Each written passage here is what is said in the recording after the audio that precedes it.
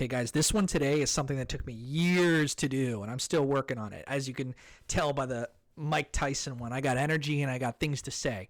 All right, but today, do you know what toxic people feed on?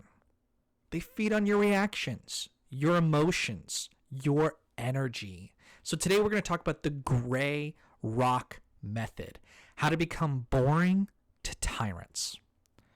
So what happens when you stop giving your bad boss any of your energy?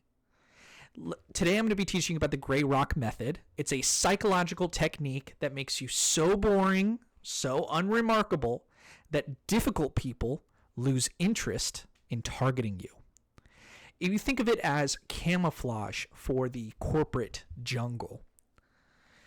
Now imagine a gray rock sitting on the ground. It's just there. It's not shiny. It's not interesting.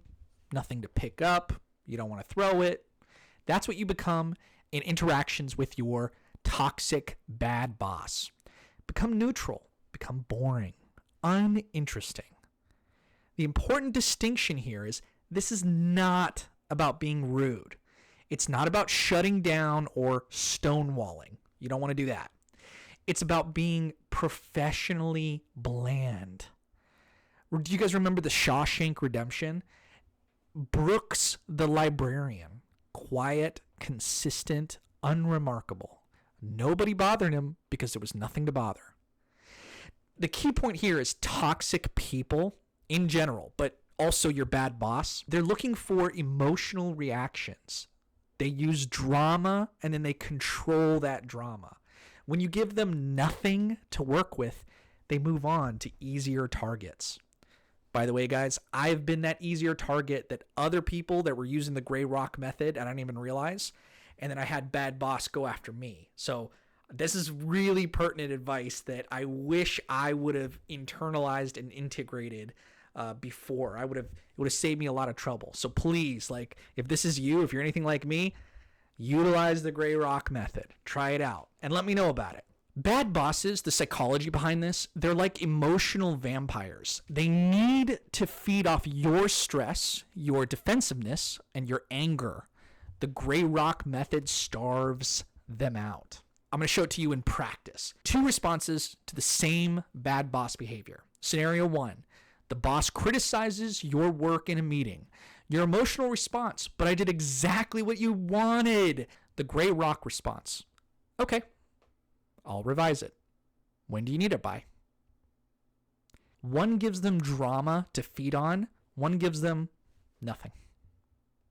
The scenario 2, bad boss forgets that they approved your time off. The emotional response is, are you serious? We talked about this 3 weeks ago. I have plane tickets. This is ridiculous. The gray rock response, I have the email where you approved it. I'll forward it to you. Let me know if there's an issue. Notice, guys, you're not backing down. You're just not giving them the emotional reaction that all these bad bosses are fishing for. Scenario 3, boss asks intrusive personal questions. The oversharing response is, well, my relationship is complicated and my mom is sick and honestly I've been really stressed and there's this going on at home and that going on at home. The gray rock response is, things are fine. How's your weekend? Facts and not feelings. Boring, not broken. All right, here are your gray rock essentials. Memorize these phrases, guys. Phrase 1, okay, understood, got it. When to use this? After criticism or demands. No justification, no emotion, just acknowledgement. Phrase 2, I'll look into that. Let me check on that. You use this when the bad boss is trying to bait you into an argument. It buys you time and gives nothing. The third phrase, that's interesting, I see. When you use this is when they're oversharing or gossiping. Bad bosses love to gossip about other bosses and in their minds, in their little ecosystem, put other people down. So you use this that when they're oversharing or gossiping, non-committal, no fuel for their drama. Don't give them what they want. The fourth phrase, Nothing new, same as usual. Use this when they ask about your personal life. Give them a boring answer and the conversation will die. Body language tips, neutral facial expressions. Minimal eye contact. Professional, but not intense. Relaxed posture. Not defensive, not engaged. Brief responses. Don't elaborate unless directly asked. If you guys think about poker players, the best ones have a poker face. That's what you need. You can't read because there's nothing to read. What a gray rock is not. Let's be clear about what this isn't because people get this wrong. It's not about being passive aggressive. You're not sighing. You're not rolling your eyes. Don't give attitude. That's still a reaction and that feeds them. You're not being a doormat. You still do your job. You still enforce boundaries. You're not adding emotional flavor to those boundaries. So like you set up the boundary and you know that's for you, that's in your mind, what you're going to react to and what you're not going to react to. And then you just don't overcross that. Okay. You're not adding emotional flavor. No permanent shutdowns with your friends, your partner, your therapist. Be human. This is a tactical tool for toxic people only. And the gray rock is not for everybody. Your cool coworker who asks, how's it going? Be normal with them.